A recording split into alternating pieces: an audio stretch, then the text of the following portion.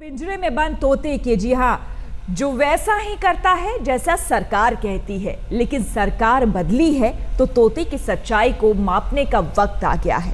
असल में पहली बार मोदी सरकार एक ऐसी फाइल खोल रही है जिसे बंद करने की बात सीबीआई डायरेक्टर रंजीत सिन्हा ने की थी, लेकिन मोदी सरकार को लग रहा है कि मनमोहन सरकार के दौर में मंत्री को बचाने के लिए सीबीआई डायरेक्टर ने अपने ही जांच अधिकारियों की जांच के उलट नोट लिख दिया। ये मामला है एयरसेल मैक्सिस डील के जरिए करोड़ों के हेरफेर का और जांच रोकी गई थी संचार मंत्री दयानिधि मारन के खिलाफ।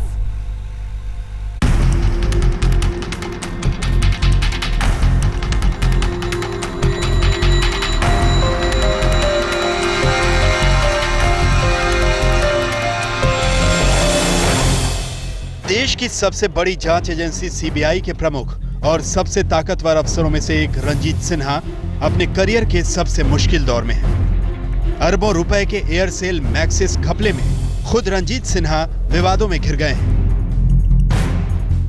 आज तक के हाथ लगे गोपनीय दस्तावेज से ऐसा लगता है कि अरबों रुपए की एयरसेल मैक्सिस डील में सीबीआई डायरेक्टर रंजीत सिन्हा पूर्व संचार मंत्री दयानिधि मारन को बचाना चाहते थे। रंजीत सिन्हा ने अपने मातहत अफसरों के जुटाए सबूतों को अनदेखा कर दयानिधि मारन के खिलाफ मुकदमा न चलाने की दलील दी। जांच फाइल पर रंजीत सिन्हा ने नोट लिखा कि सबूतों के अभाव में दयानिधि मारन पर मुकदमा नहीं चलाना चाहिए। सारे मामले को देखकर ऐसा लग रहा था जैसे रंजीत सिन्हा दयानिधि मारन को अरबों रुपए के इस घपले में बचाना चाह रहे हों। जांच अफसरों ने कहा कि दयानिधि मारन के खिलाफ सबूत है, उन पर मुकदमा चलना चाहिए।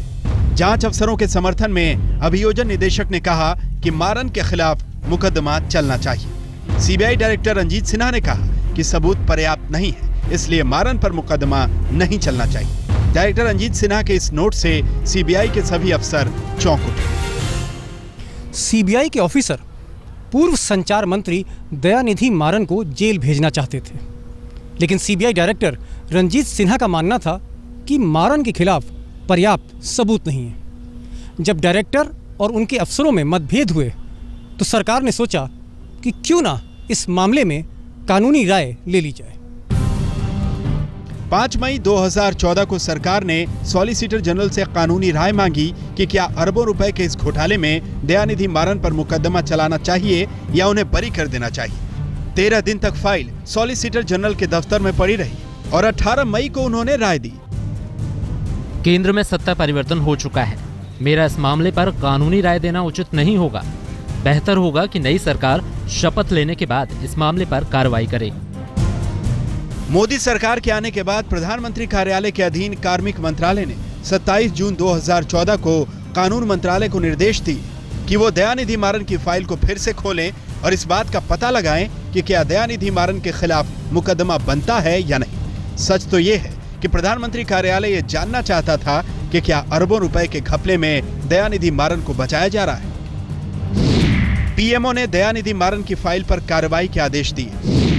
दयानिधि मारन के खिलाफ केस चलाने पर राय मांगी। पीएमओ जानना चाहता था कि मारन को बचाया तो नहीं जा रहा। पीएमओ के कहने पर जब फाइल मोदी सरकार के अटॉर्नी जनरल को भेजी गई तो सीबीआई निदेशक आखिरकार अलग थलग पड़ गए। अटॉर्नी जनरल की राय रंजीत सिन्हा के लिए मुसीबत बन गई।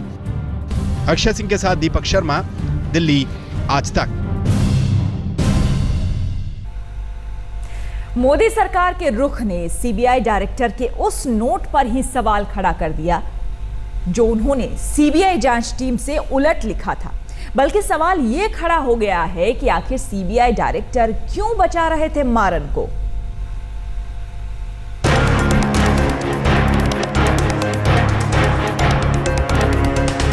अरबों रुपए के घोटाले में फंसे पूर्व संचार मंत्री दयानिधि मारन को बचाने के मामले में सीबीआई डायरेक्टर रंजीत सिन्हा अब अलग थलग पड़ गए हैं। मोदी सरकार के अटॉर्नी जनरल मुकुल रोहतगी ने अब राय दी है कि रंजीत सिन्हा की दलीलों में कोई दम नहीं है और जांच अफसरों के जुटाए गए सबूतों के बिना पर मारन के खिलाफ मुकदमा चलना चाहिए। सीबीआई डायरेक्टर सिन्हा क्यों बचा रहे थे मारन को? सीबीआई डायरेक्टर सिन्हा ने अपने ही अफसरों की बात क्यों नहीं मानी? सिन्हा ने अफसरों के जुटाए सबूतों पर भरोसा क्यों नहीं किया? सिन्हा अपने ही विभाग के अभियोजन निदेशक की राय से क्यों नहीं सहमत थे?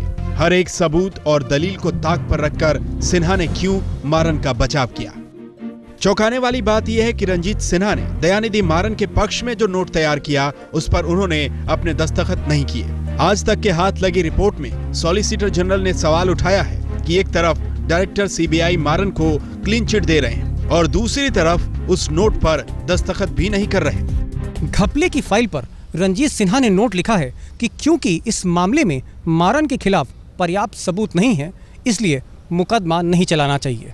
लेकिन इस नोट पर रंजीत साहब ने ना ही अपने दस्तखत किए और ना ही तारीख डाली। इस नोट को देखकर देश के सॉलिसिटर जनरल चौंक उठे थे। इसके बाद 19 जून 2014 को सीबीआई की तरफ से एक नोट शीट कार्मिक मंत्रालय को भेजी गई, जिसमें डायरेक्टर रंजीत सिन्हा ने अपने दस्तखत किए और तारीख भी डाली। ये वही अहम नोट था जिसमें डायरेक्टर सीबीआई ने लिखा था कि मारन के खिलाफ चार्जशीट दायर नहीं की जानी चाहिए। फाइल के मुताबिक अक्टूबर 2011 में एयरसेल मैक्सिस डील की एफआईआर दर्ज की थी, जिसमें मारन को नामजद किया गया था। मारन पर आरोप है कि एयरसेल को अलग अलग मामलों में फायदा पहुंचाने के लिए तकरीबन 500 करोड़ रुपए मिले थे। ये रकम दयानिधि मारन के भाई कलानिधि मारन की एक टीवी कंपनी को मिले थे। जांच अधिकारियों ने मारन के खिलाफ सारे सबूत जुटाए, लेकिन रंजीत सिन्हा इन सबूतों को मानने के लिए तैयार नहीं थे। बहरहाल देश के अटॉर्नी जनरल मुकुल रोहतगी ने अब डायरेक्टर सीबीआई के नोट को खारिज करने के आदेश दिए हैं कि दयानिधि मारन और उनके भाई कलानिधि मारन पर चार्जशीट दायर कर मुकदमा चलाना चाहिए।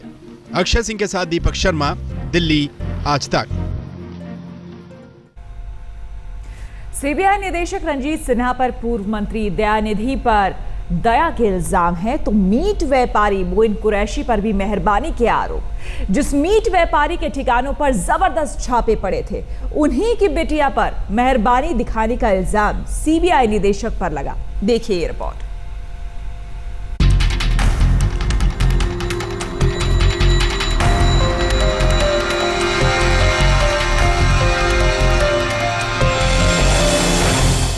इन तीन चेहरों को देखिए, अगल बगल सीबीआई के 2 डायरेक्टर और बीच में विवादास्पद meat exporter Moin Qureshi. Income tax की जांच में घिरे ये वही मोइन कुरैशी हैं जिनका जिक्र बार बार नरेंद्र मोदी ने अपनी चुनावी रैलियों में किया। एक मीट एक्सपोर्ट करने वाली कंपनी है, भारत सरकार के इनकम टैक्स डिपार्टमेंट के उनके यहां 60 जगह पे छापे मारे हैं। लेकिन आधा सच भी जो आया है वो ये आया है कि 10 जनपद के साथ निकट संबंध रखने वाला एक व्यक्ति भी इस व्यापारी के साथ लगातार बातचीत करता है, पैसों के लेन देन की चर्चा करता है। एक अंग्रेजी अखबार में छपी खबर के मुताबिक मोइन कुरैशी के सीबीआई के पूर्व डायरेक्टर एपी सिंह से नजदीकी रिश्ते थे। एपी सिंह के जाने के बाद मोइन कुरैशी ने रंजीत सिन्हा से भी जान पहचान बढ़ाई। हालांकि रंजीत सिन्हा इन रिश्तों से इनकार करते हैं, लेकिन रिपोर्ट जाहिर करती है कि मोइन कुरैशी की बेटी की कंपनी को रंजीत सिन्हा के कार्यकाल में सीबीआई के ठेके मिले। इससे पहले रंजीत सिन्हा जब रेल मंत्रालय में आरपीएफ के महानिदेशक थे, तो भी उनके खिलाफ ट्रांसफर पोस्टिंग को लेकर आरोप लगे। हालांकि इन आरोपों को ताक पर रखकर मनमोहन सरकार ने उन्हें देश की सबसे बड़ी जांच एजेंसी का प्रमुख बनाया। आरपीएफ में ट्रांसफर पोस्टिंग को लेकर जो आरोप रंजीत सिन्हा पर लगते रहे हैं, उन्हें सिन्हा ने खारिज किया है। अक्षय सिंह के साथ दीपक शर्मा, आज तक।